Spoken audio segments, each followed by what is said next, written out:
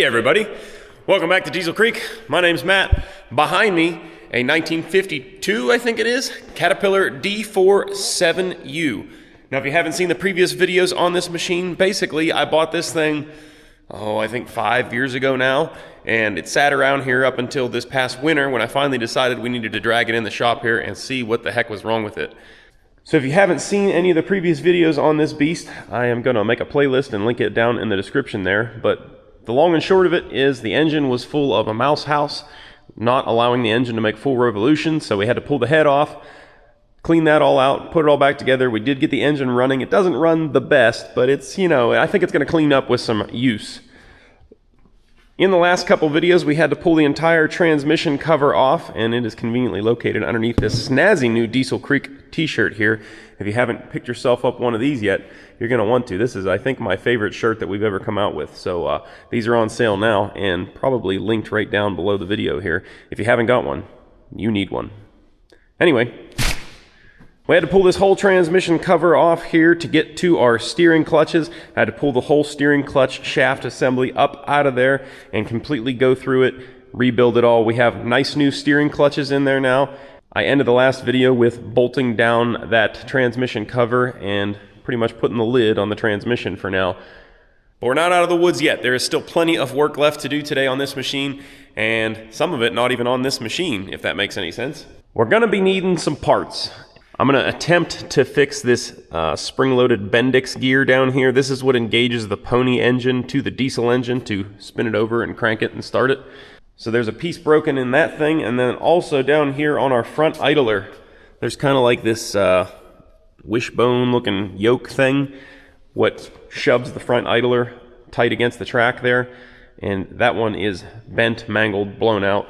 As luck would have it, I do have a parts machine. This machine is the same chassis as that bulldozer, but this was actually an HT4 loader.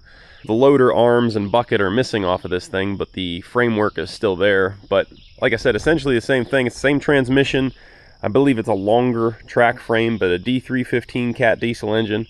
Seat and fuel tank assembly is in a little bit better condition than the one that came off of our tractor, so I think we're going to take this one off and stick it on that one. The transmission seems to be completely locked up solid, so I don't think we have much prayer of getting it useful, and even if we did, we're missing the entire loader, so it's kind of useless anyhow. As you can see where it's sitting, though, it's not exactly convenient to be stealing parts off of. It's kind of on the edge of a hill, and there's stuff all piled around it here. So we're going to see if we can't relocate this thing in front of the shop.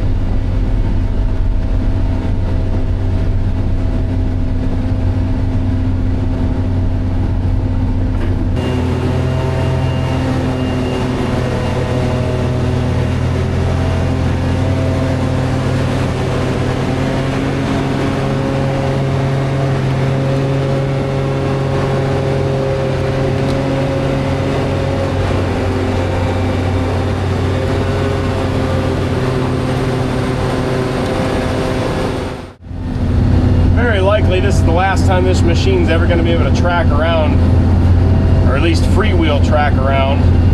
So what I want to do is take this machine, since we have the capabilities, and drag the crawler around and just get all the tracks freed up, because the tracks are usable still, but it's been sitting for a long time.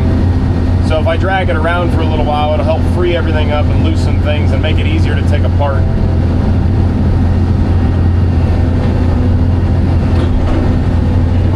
Look at that. Turns really easy when you got a 450.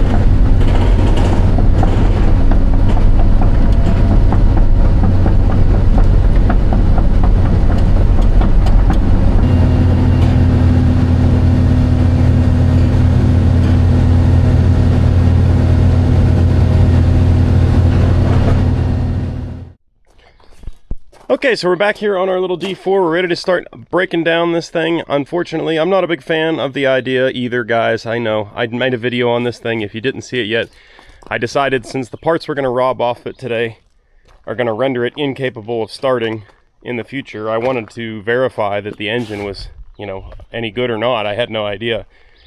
So we did play around and get it running, and it actually runs super good. If you guys didn't see that video, it was a pretty good one. I was really surprised and shocked at how well this thing runs. It runs far superior to the D4 that we're working on. However, to switch this machine into the dozer and take parts from that one is actually a lot more work. I could switch out the entire track frames, put them on that machine. I could switch out the engine, but still, like, there's to just say, oh, we'll mount the bulldozer on this thing and fix the transmission in this thing and then have a dozer. It doesn't really work like that. You've got this whole big, you know, heavy iron like subframe thing going on for the loader assembly, and then that all comes down here and ties into these hard bars. It's tied into the front undercarriage, it's tied into the loader superstructure here. The dozers have like a pivot bar up there that the tracks actually pivot on, and there's no connection out here. It's only connected at the wishbones in the rear and the pivot bar up there, and then the tracks can actually like wiggle underneath the machine to help you cross uneven ground. These loaders are not designed to do that. You know, they're very rigid. So the best thing we can really do here is take parts from this thing to fix our D4 dozer, and if we would get another complete one of these things in the future, you know, we'll have some parts to fix it as well. So I bought it for a parts machine. That's unfortunately all it's destined to be. It is a really good engine. The transmission is in the same boat that the D4 dozer was in when we got it. So you guys have seen how much work that is to fix it. The fuel tank is okay. It's, you know, it's not perfect, but it's better than the one that was on the D4 dozer. I have it sitting up there now. It's not all rotted out. It's not all welded up. The sides were cut off of that other one, so this still has the armrest pads and everything on it. I do have a nice seat cushion that came with this thing as well. So we're going to put that whole unit on our tractor in the shop there. We're just going to pull off of it what we need today to get the D4 dozer going, and then the rest of the carcass is going to go sit somewhere until we need some parts off of it again. Luckily, these old cats don't mind sitting around too much. They would take an eternity to really rot away to nothing. So most of the parts that we need are going to be pretty easy to get off. I need that little piece on the Bendix gear down in the bell housing there.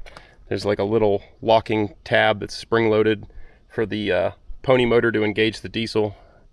We're going to have to steal that. I think a brake pedal, the seat and tank assembly, like I said, maybe a couple other little things. But the toughest one is by far going to be this wishbone right here, what supports the idler. These tracks are already like banjo string tight, like too tight. So before I can even think about removing that thing, we're going to have to back off the track adjuster, which is going to be a tall task. I've just spent a few minutes chiseling all the dirt around it that was fossilized in there. I don't know how well it's going to translate on camera, but I mean, these are like the remnants of threads. I would hardly call them threads anymore. I hit them with a needle scaler, cleaned them up as best I really can there. And what we're going to do, take the old rosebud torch there, we got to heat up the threaded area in here, and then it has to pivot up here too, it looks like.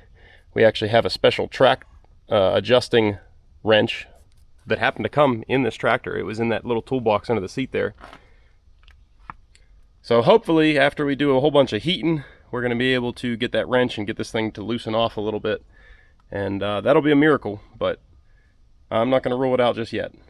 I mean, worst case scenario, we're just going to have to torch some bolts off of here and knock it apart, and everything will be under tension while we're doing that. So that'll suck, but I think it's doable. But I'm going to give this a shot first because I would rather just loosen it off and do it the proper way.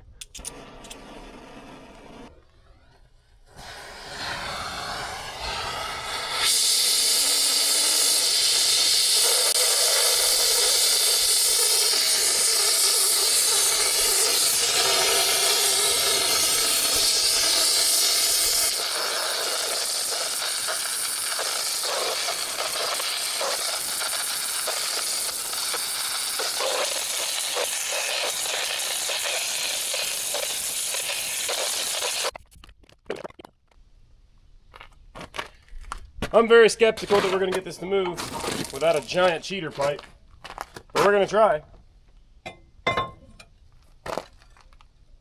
Yeah.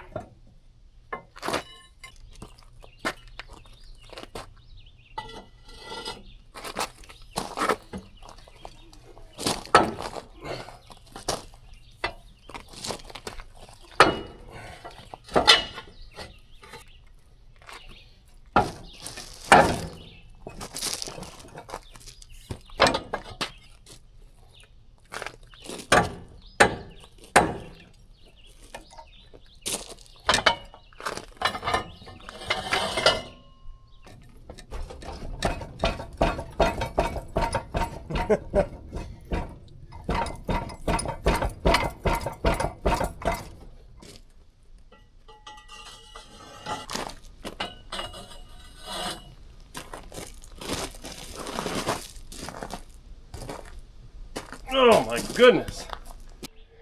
Well, I had like 15 feet of extensions going on trying to spin that thing, and I couldn't make it budge.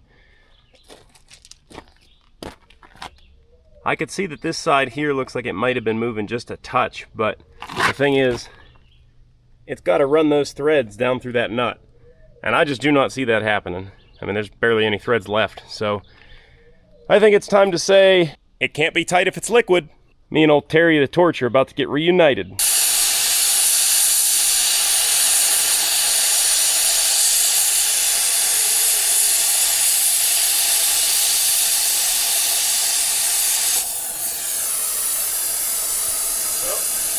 That took the tension out of it.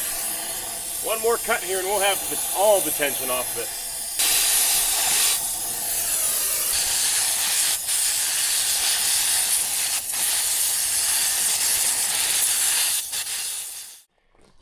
Well, I'd say we got the tension off of her now. I cut that threaded part out of the tensioner because even if we ever wanted to reuse any of these components ever again, that threaded part was no good. So we'd have had to remake that part anyhow, so we didn't really lose anything by doing this.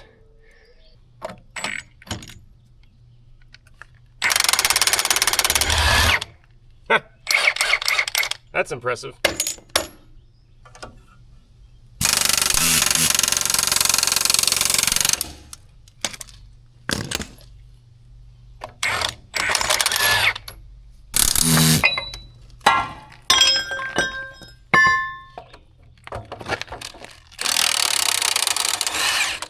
Somebody put anti-seize on these bolts last time they were out of here.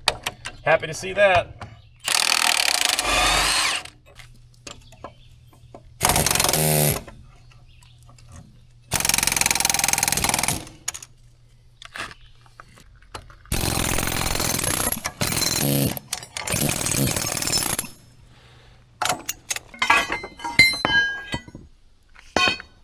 There we go. Beautiful. That's the piece we need. All right, we got our idler. I'm calling this a yoke. I don't know what the term actually is, but we got our idler yoke here, and we need to get the old bent, mangled one out of here. This track is pretty loose. As you can see, we're still kind of supported up off the ground here. It's dropped way down, so we don't have any tension on the bottom rollers or anything. I think the easiest way to get the tension off of that piece to remove it is going to be hook a come along to the front idler to the blade there, ratchet that up. I think that should take the tension off of that piece. I don't know if we're going to have enough room to do it here. Really tight.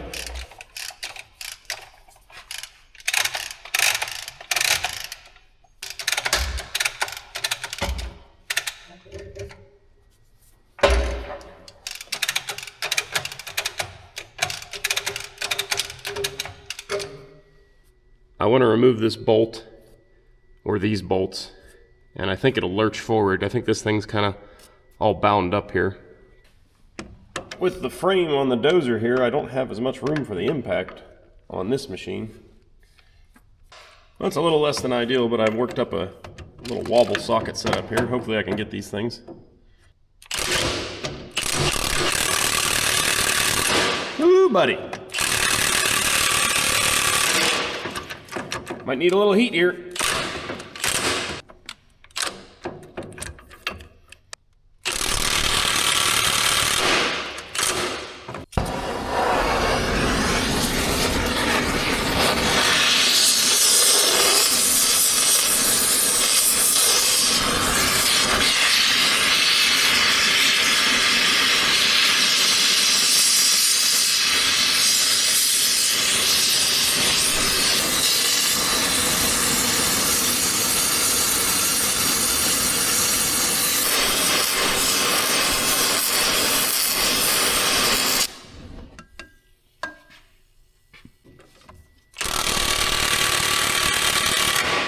Come on, man.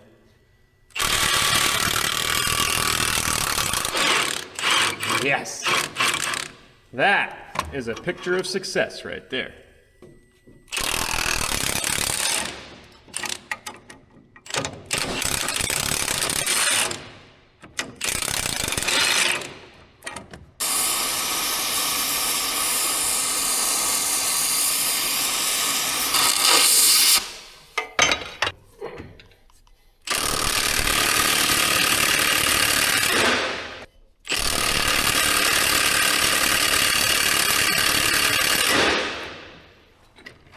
That sucker's on there.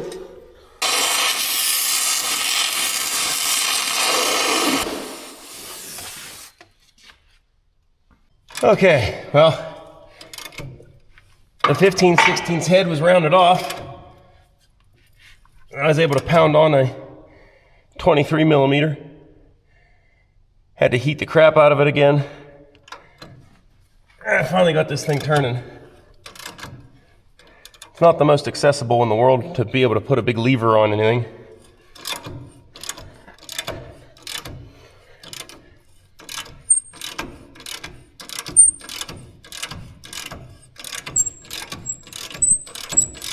She's coming now, though.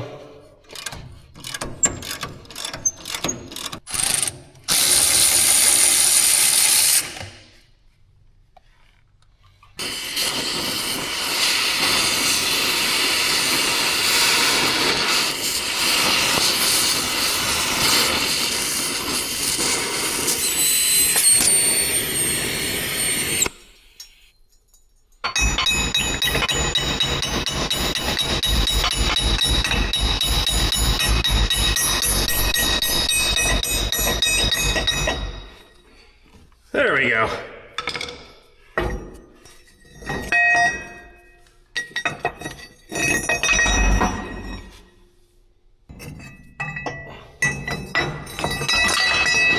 Ta-da!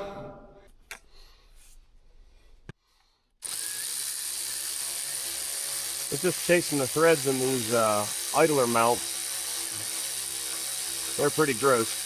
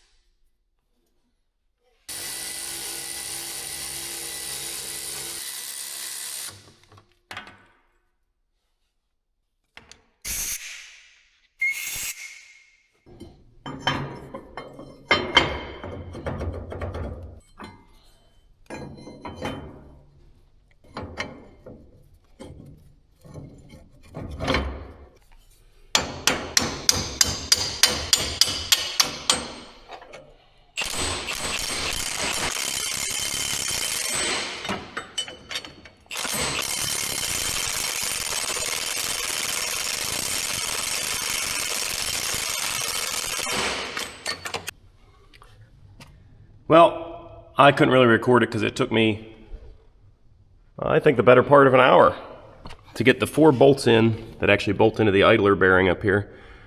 2 on this side, 2 on the other side, of course. The yoke is kind of spread a little bit wider than it needed to be, so I managed to put a big C-clamp on there, kind of squeeze it down together, and then still trying to get, there's a spacer block here, trying to get that all lined up through there and get the bolts started. They're fine thread, so that makes it a little more difficult on top of everything. That took some time.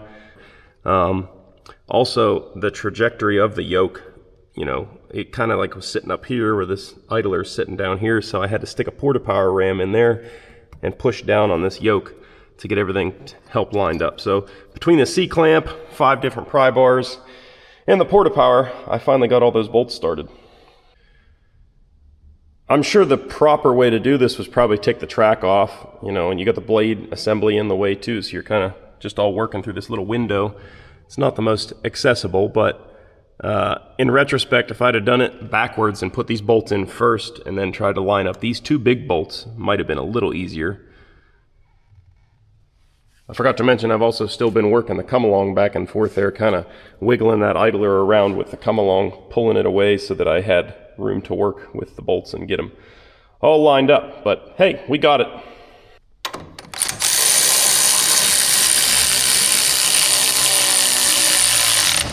I'm sure that's tight enough. Kidding.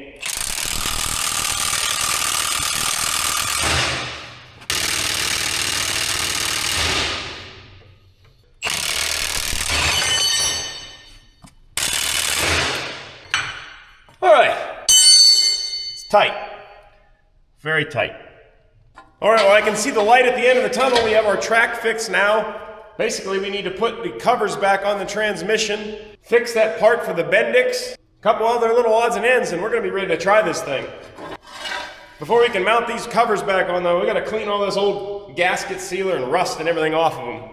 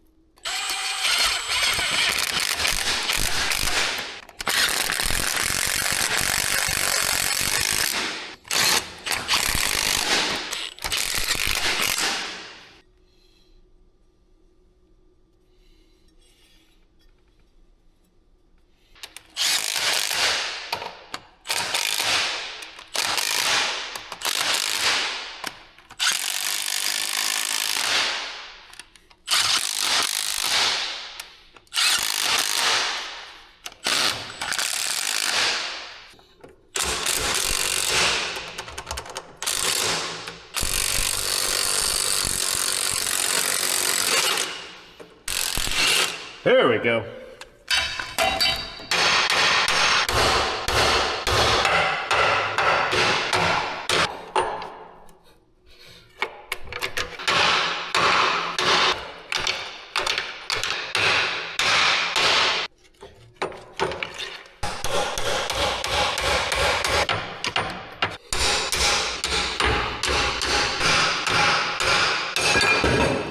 Good gravy.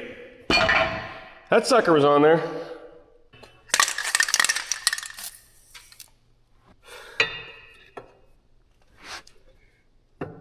We got this other replacement brake lever here from the parts tractor.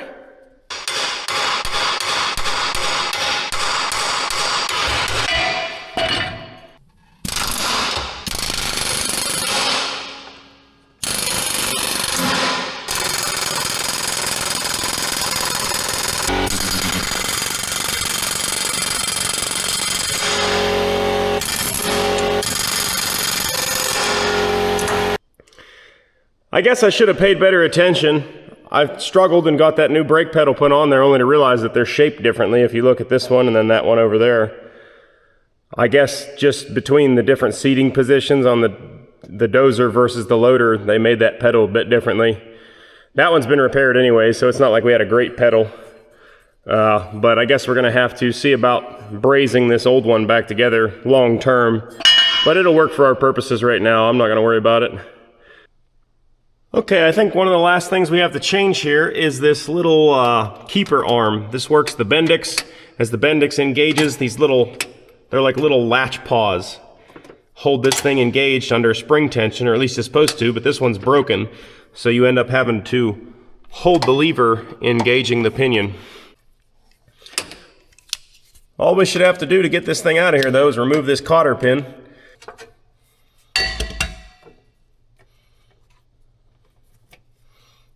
Pulls right out.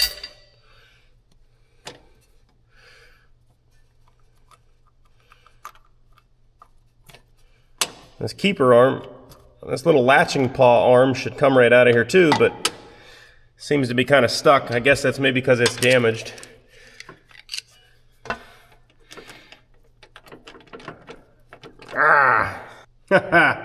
Go figure.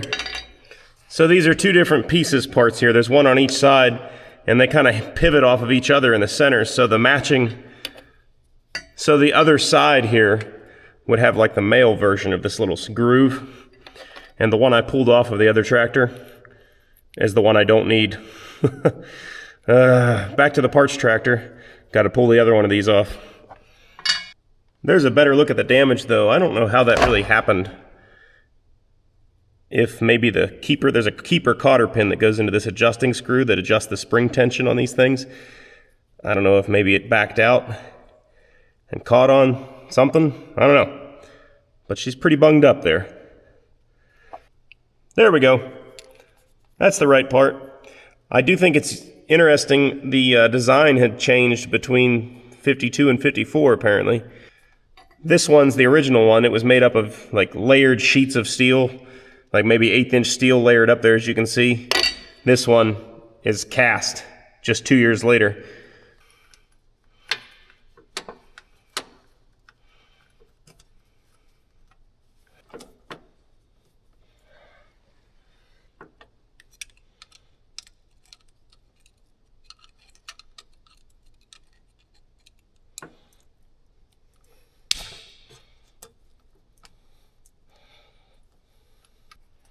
Put this spring in there.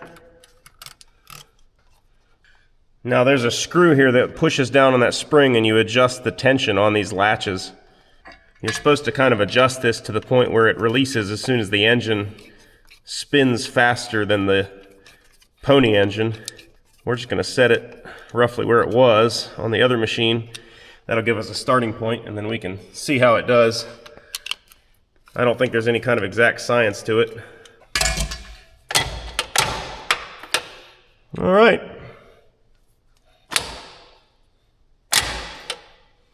All right, that's all fixed up. Now we can put our transmission cover back on. We're buttoning things up here. I'm also ready to put this last transmission access cover on here. This is the cover that lets you adjust your brake bands, which is these two bolts sticking up here, and also lets you adjust your steer clutches. I've adjusted them so that they're just not quite under tension. So you have to take up just a little bit of slack before you start pulling the clutch. Might be hard to see on camera, but they are loose and not under tension until you start pulling on the lever, which should be how they're adjusted. The brakes I have set so you have a little bit of free travel. They push down about 2 inches or so.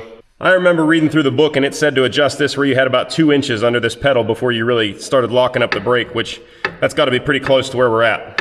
So we'll throw this last cover on there. We can start thinking about our fenders as well.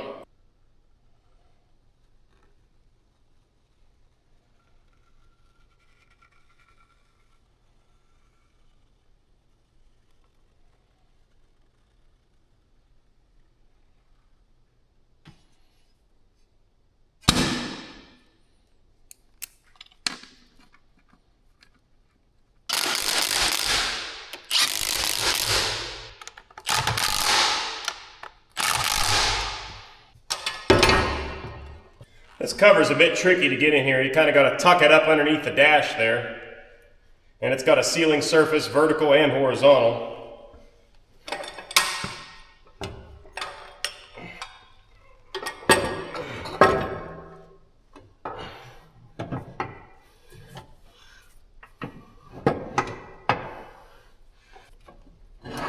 There we go.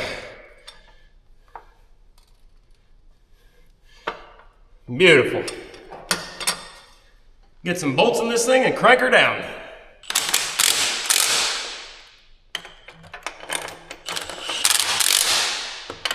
Since we're bolting in two directions here, you're pulling down and pulling forward, I make sure we're just kind of like snugging the front and the rear kind of evenly, and then once they're snugged down as snug can get, then you can really hit them. You don't want to risk not pulling it tight to the mating surface though.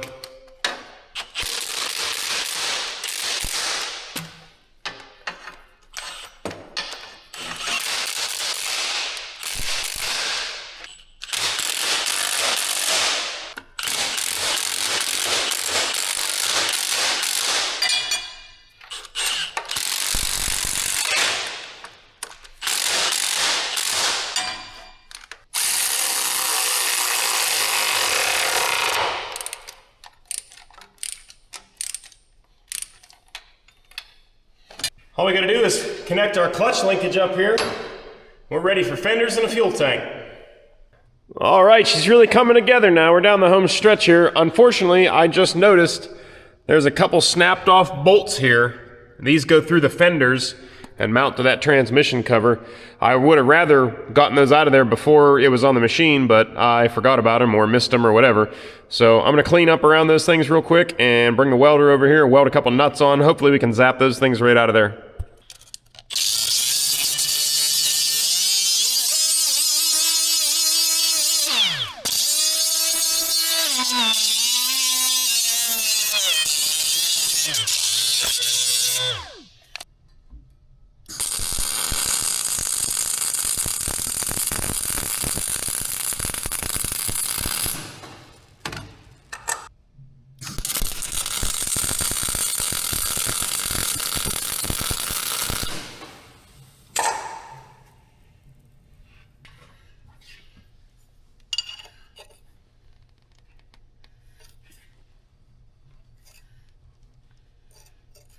That's not going good.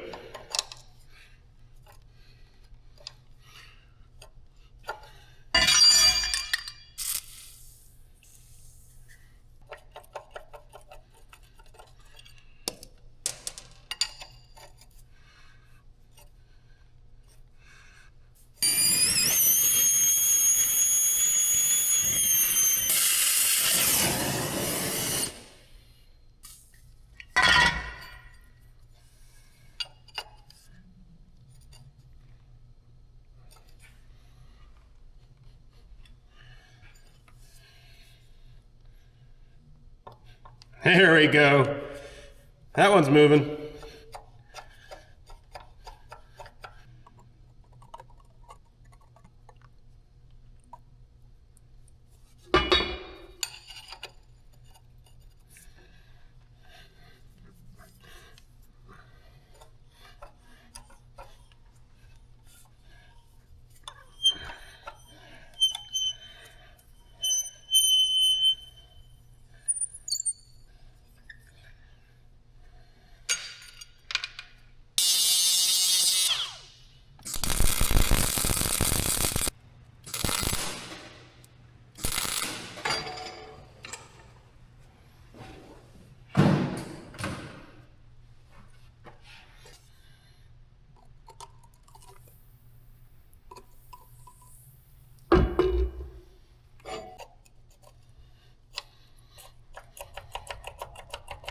Oh yeah, I think we got her moving now.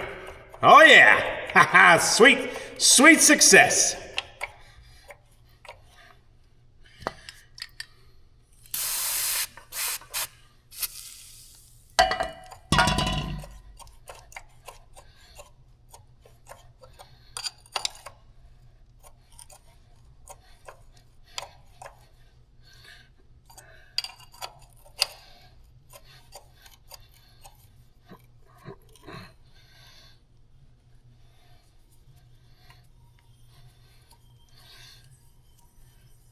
Beautiful.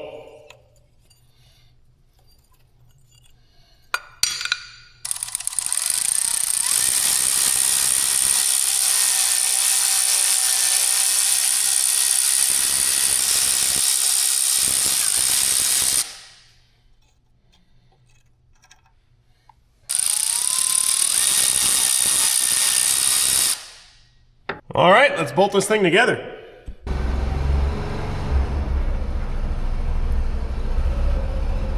Fenders coming at you.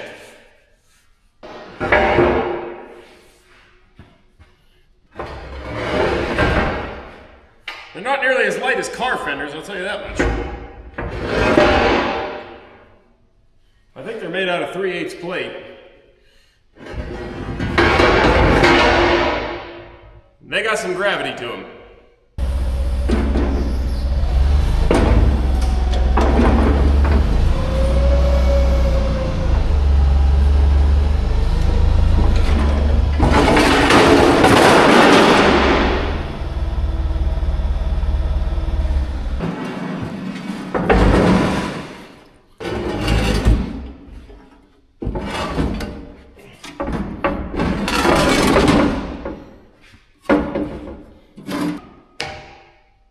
Well, these fenders, as you can probably tell, are a little bit hard to handle by myself. They're a bit long, they're a bit heavy.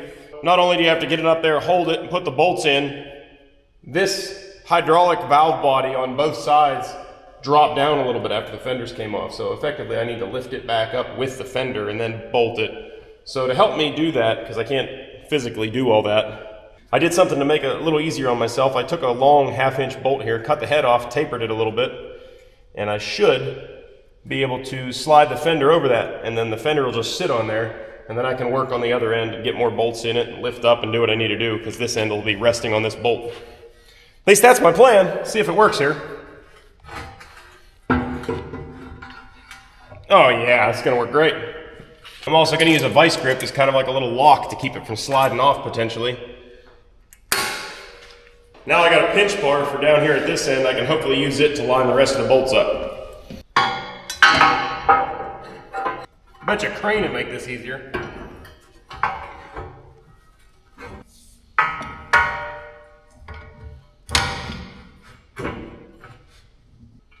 Working so far.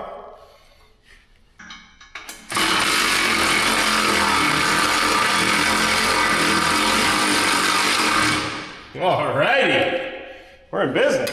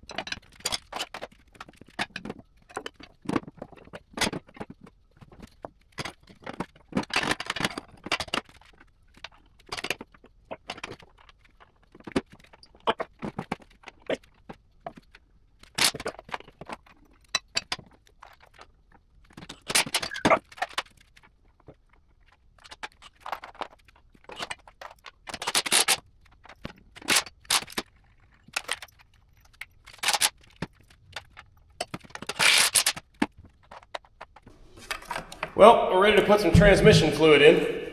I know in the last video when I put the case back on the transmission, everybody was freaking out that I didn't put any oil in it. And that's because I wasn't going to put any in until right now.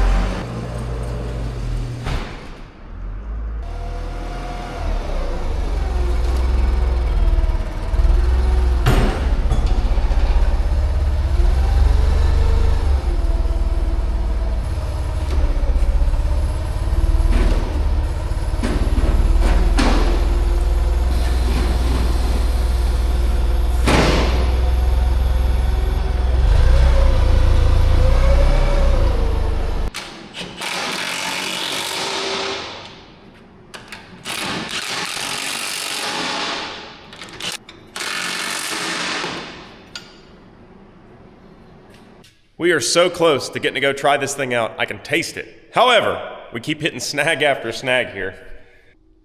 Before I really go put this thing through its paces, I wanted to give it a complete service. That means changing the oil, fuel filters. We already put transmission oil in it, but I want to check the final drives as well. I pulled the filter to order a new replacement one here, and this is what came out of it. Now, if you guys are Caterpillar fans, you recognize that that is an old logo. I believe they discontinued that logo sometime in the early 90s, maybe even the 80s, I don't recall exactly. But this filter is kind of falling apart here, and as you can see there, it's smashed down. Something ain't quite right there. I think they had the wrong filter in there. So, according to everything I can find online and the parts books that I have, it should be this Wix 1165, which is what this guy is here. And if you look at the top of the filter housing, it goes right in there. It jives down into that little, there's a lip in there that the filter sits into. Fits that perfectly. Problem is, down inside the base of the housing here, there's like a big nut that keeps the filter centered, and it doesn't fit.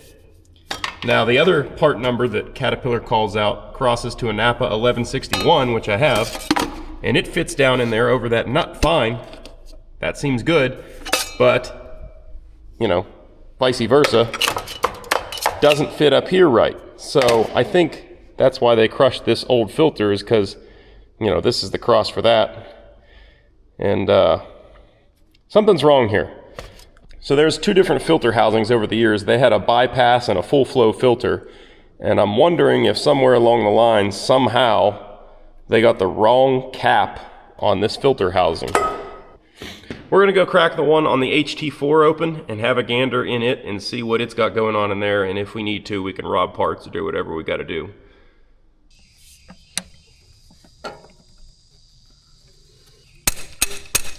There we go. Ew. Our oil doesn't look so hot. Yes, see, this cap is different. This doesn't have that flange kind of thing. And this looks like the 1161 filter.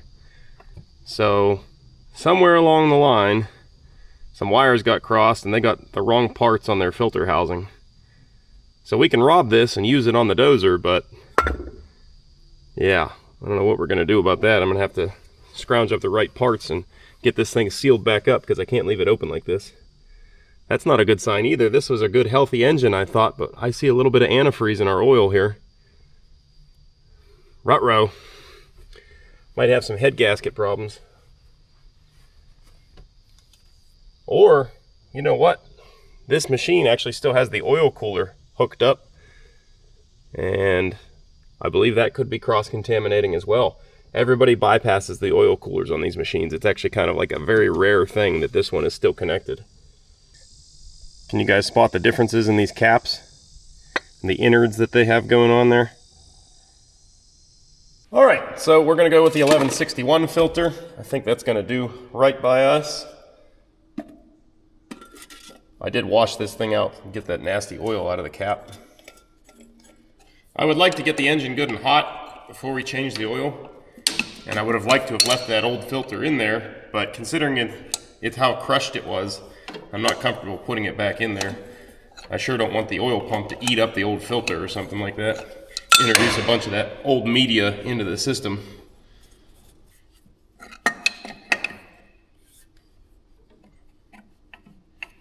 All right, so our filter housing is taken care of for now. We have this engine at least squared away.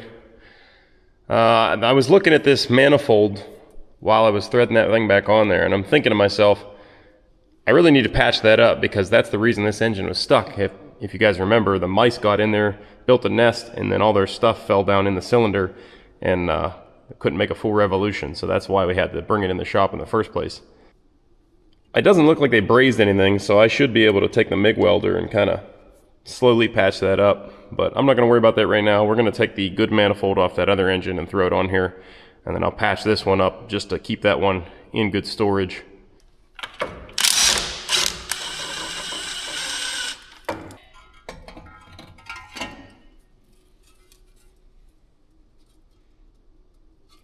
Blown out.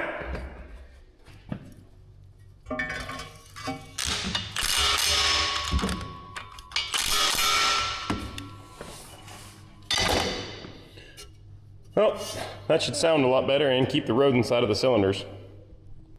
All right, well, I didn't show it, but I did scrounge up the pony fuel tank from the other machine there, as well as all the hard lines that run it, because they were missing off this machine.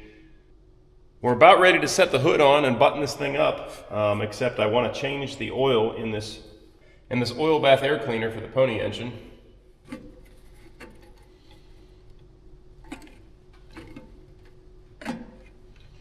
Actually, I can't get it off there, but I can see inside there it's got oil up to where it should be. So the pony doesn't get run very much. I'm not going to worry about that. It's got oil. It's got oil. That's good enough for me. Last thing we need to do is check these final drives. I've never opened these things up. I got them broke loose here already. That one looks to be empty. We're off to a good sign here. Off to a good start. Yeah, this one's pretty empty looking too, except it's got like grease in there, like somebody packed it full of cornhead grease or something. You might do that if you had a pretty bad leak going on, which it looks like this side leaks more than this side. I don't know. We're going to put some 85 140 in there, which is thicker than what Cat recommends, but that'll help us if we do have seals leaking and stuff.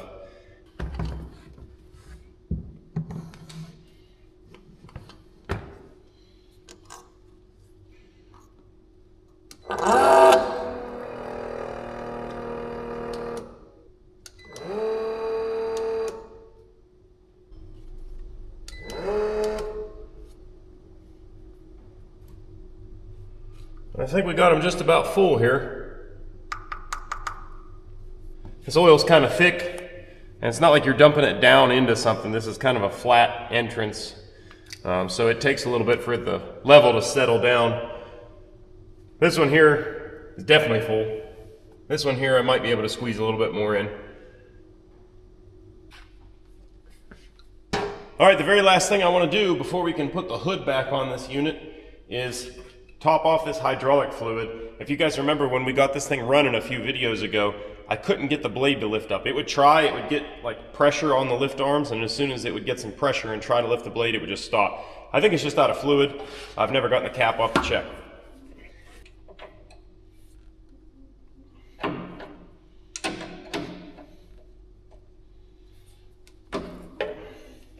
So the entire hydraulic unit on these D47Us is mounted up here on the nose. I don't know how much it holds, to be honest with you. I don't know. We'll grab some oil and just start putting her in there.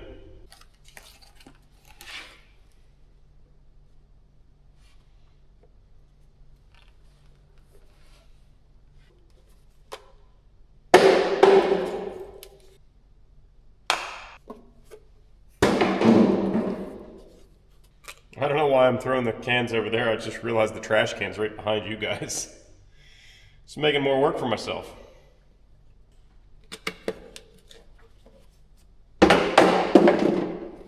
Alright, I put 6 quarts in there. We'll see where that gets us. There's no, that I can find, there's no kind of dipstick or anything to let you know where to fill it to. I'm going to put the hood on, we'll put some gas in the pony, see if we can't fire this thing up. Oh, I'm excited now. Also, I know there's side panels that go in here, and some of you guys are going to be asking why I didn't put this on. Well, if you can tell, there's like 1.5 yards of dirt in the belly pan here, and the side panels would make it really hard to get that out of there. So once it's outside, I'm going to try to shovel out what I can and pressure wash out the rest, give the whole thing a good wash down one of these days. HT4 outside actually has some really nice ones. The one that came off of here is pretty well bent and mangled, so we'll probably put those nice ones on here. But I'm not going to waste my time doing it right now.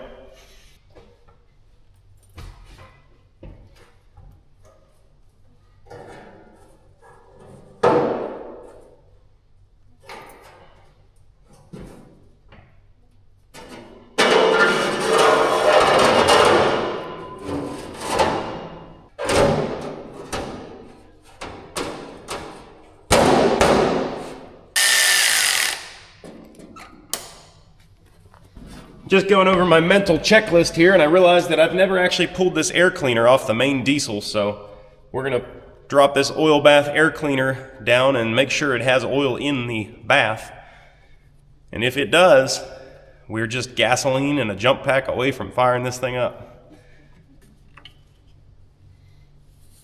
Well, it's got fluid in it. Unfortunately, a lot of that fluid, I think, is water.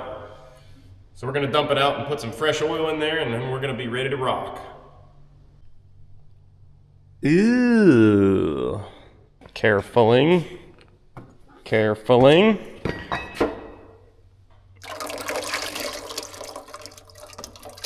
Ooh. What the heck is that sludgy crap? Yeah, that's nasty. Well, I got that all cleaned out. That's a little bit more what it's supposed to look like. We just gotta fill it up with oil now. I took a guess at 3 quarts, and I think I'm right.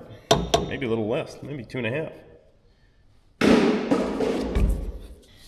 There we go. We've got a little bit left in there for lube and other things.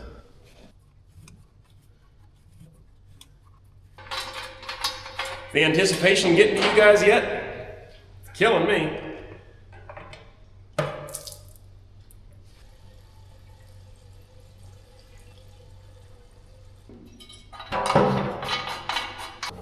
So my plan is to get it fired up, check for leaks, and let it warm up. We're gonna see if we can pick the blade up and down, because I have it chained up right now.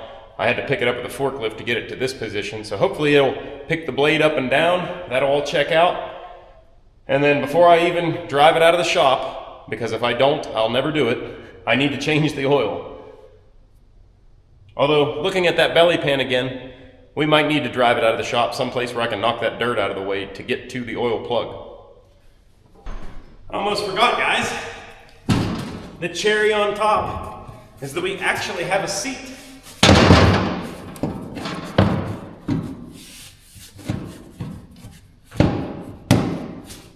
It's a little dusty, but it'll work.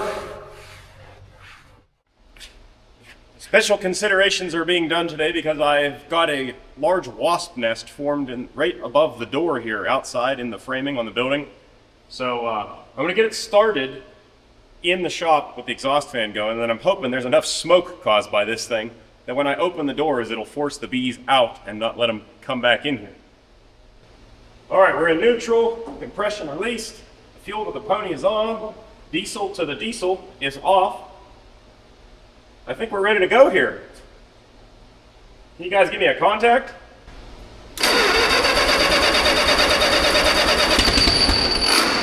Oh, buddy.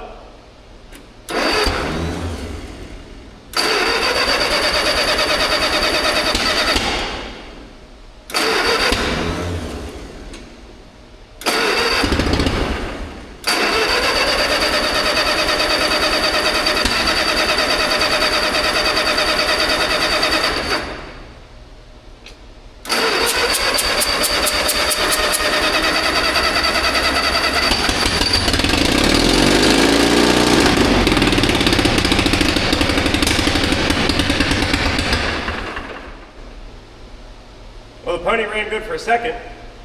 I'm hoping that float isn't stuck in the pony, because man, I do not want to have to tear this thing back apart. But it kind of seems like that might be what's going on here.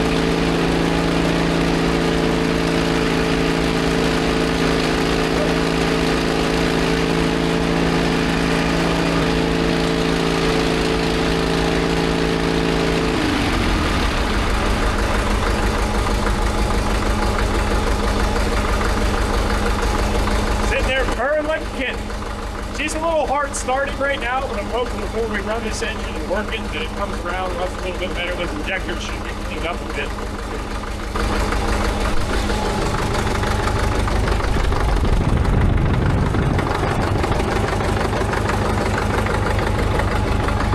It definitely sounds better with the manifold on here that doesn't have a giant hole in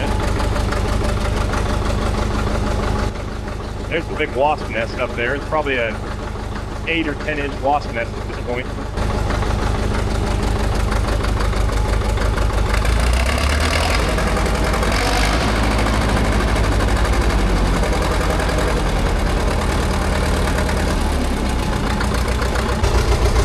All right, well, I can't contain my excitement anymore. We're gonna pull this thing outside. I'm gonna knock the dirt off that belly pan, and by that time it should be sufficiently warmed up to where we can pull it back in there and change the oil.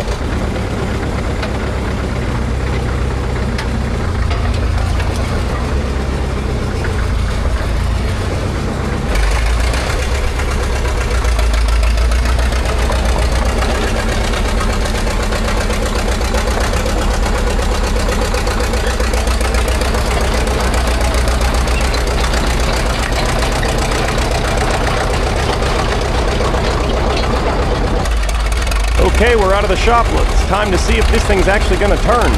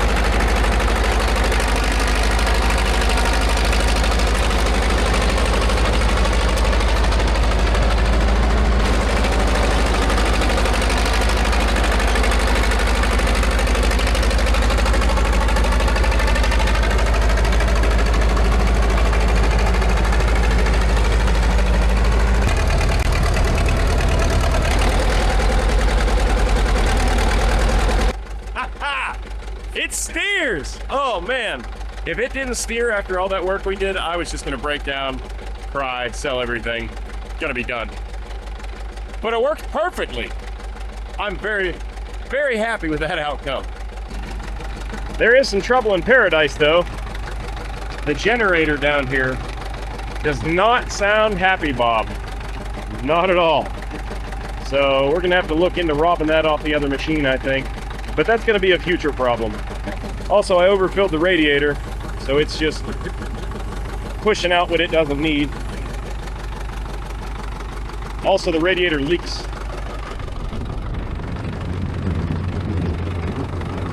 I don't know if you guys can see in behind the fan there, but the radiator is dribbling out a little bit, so that's not great. We're gonna let this thing warm up some more, get that oil good and hot and circulated. I'm gonna put some more hydraulic oil in this thing. It's still not lifting the blade the way it should. It's really struggling. So hopefully more oil solves that.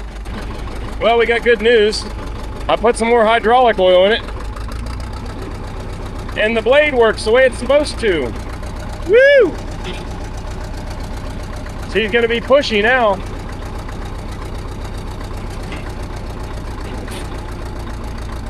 Oh yeah! Got any down pressure? Look at that! Lift the tractor up with the blade. Oh yeah! All right, let's take this thing out behind the shop there and clear the belly pan out enough to change the oil.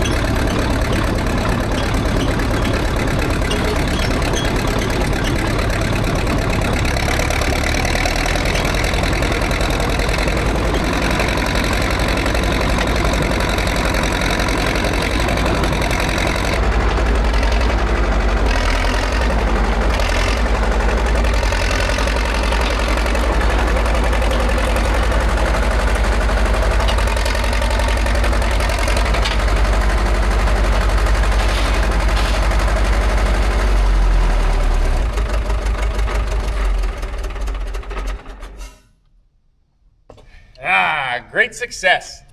It is beautiful. And at this time, I would like to take a little moment of silence. Take your hats off, boys. To this poor little cat over here that's given its life so that this little cat can keep pushing dirt. It really does tear me up every time one of these machines is put down or out of service or cut up for scrap or whatever. I can accept this knowing that it's giving its life to keep others going. Not only this tractor, but in the future, I'm sure we'll end up needing more parts from it. The engine is the same engine that's in a lot of different drag lines and shovels, so you never know, the engine could be pulled out and put into something like that. But anyway, now that our oil's good and hot in the dozer here, let's go ahead and crawl under there and drop this oil, put some fresh stuff in it, and then finally, go push some dirt. All right, now I do not have any French lineage, nor do I have any desire to be guillotined by this blade, so I do have the blade chained up where it can't get us. And we gotta crawl underneath here now and see what kind of drain plug this is.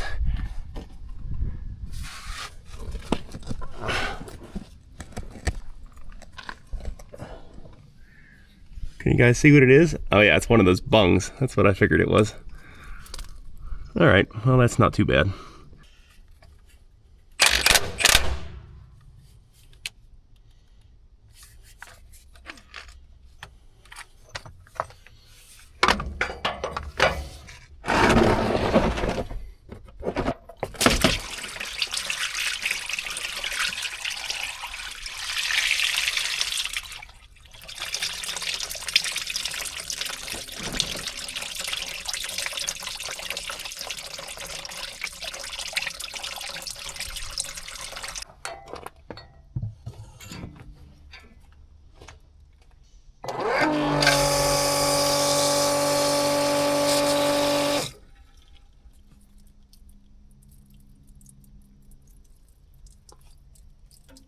Well, that was dumb. I pulled this bucket out of the shed. It's labeled 1540. And what just came out of that bucket? Water. I don't understand. My guess is it sat outside and it had a hole in the lid here and filled itself with water. Now I gotta go pull the drain plug again. Alright, well, I've confirmed this is in fact oil. These old cats are darn near indestructible, but I'm pretty sure if you fill it slap full of water, it's probably not going to help it.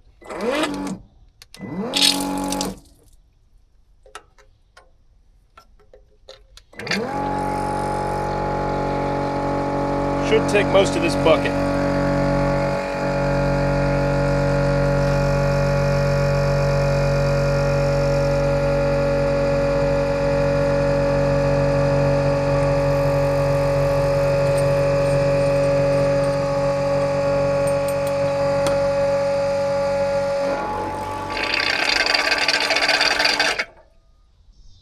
Okay, should be full. Oil's finally changed. Let's go see if we can finally sink this blade into the ground and push some dirt. I am been waiting on this for literally years now.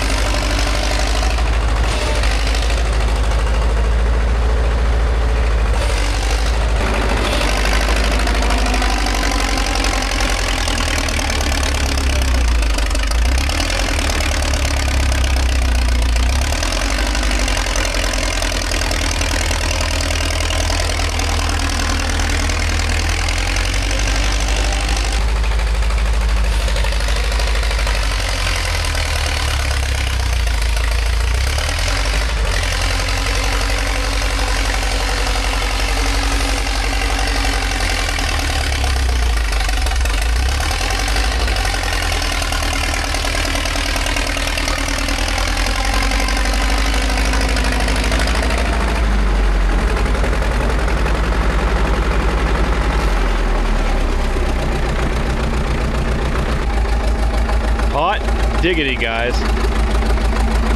It runs, it moves, it turns, it pushes dirt. What more are you looking for in a bulldozer? Now, I will say, definitely doesn't seem like it's running as well as it could. I think some new fuel filters will go a long ways to helping that. All in all, though, I'm pretty happy with our little D4 here. It's definitely not the nicest one I've ever seen, but it's ours.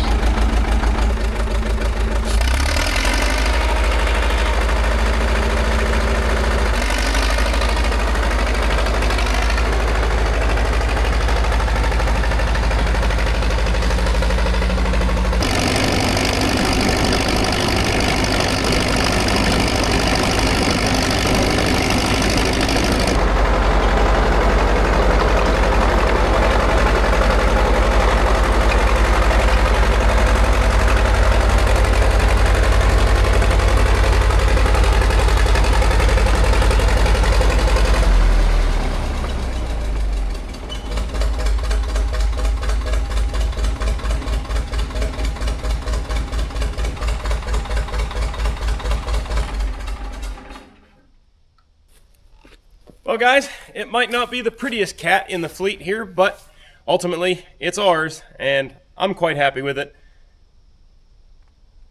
It's still a little rough around the edges and it needs a little bit more love and TLC, but it's a D4 and we didn't have one before. It's a nice little tractor. It's easy to transport around to different shows. I do plan on taking this up to the National Pike Steam Show here August 8th, 9th, and 10th. If you haven't already made your plans to go, be sure you lock that in now. So like I said, I'm happy with this unit, but I am curious as to you guys' take on it from the outside. Am I crazy for sinking all this time and money into such a wore-out old machine? Or was this another notch in the belt and another one saved and another good deed done? Anyways, drop your comments down below. Let me know. If you haven't already, be sure you're hitting that thumbs up button down below the video. It really helps out the channel. Doesn't cost you guys a dime. If you would like to help support the channel in a little more direct fashion, you can head on over to dieselcreek.com. Pick yourself up some sweet swag over there. We've got some new t-shirt designs about to hit the store, so keep an eye out for that. Also, I've been getting emails about the clutch discs that we pulled out of the D4 here, and I autographed those, and I told you guys I'm going to put them up on the website for sale. I am still planning on doing that, but man, I've been just so stinking busy, I haven't got a chance to post them yet, so I will make a post about it when I post them for sale on the website, so you guys haven't missed that yet if you're looking for those. Anyways, I guess that wraps this up for now. This isn't the last time you're going to see the little D4, though. Like I said, I'm planning on taking it to the Steam Show, and I have a couple other things in mind for this tractor in the future, so might be a little while, but you're going to see it again in due time. Anyways, that's all I got. I want to thank you guys for watching, as always, and I will catch you on the next one. Later.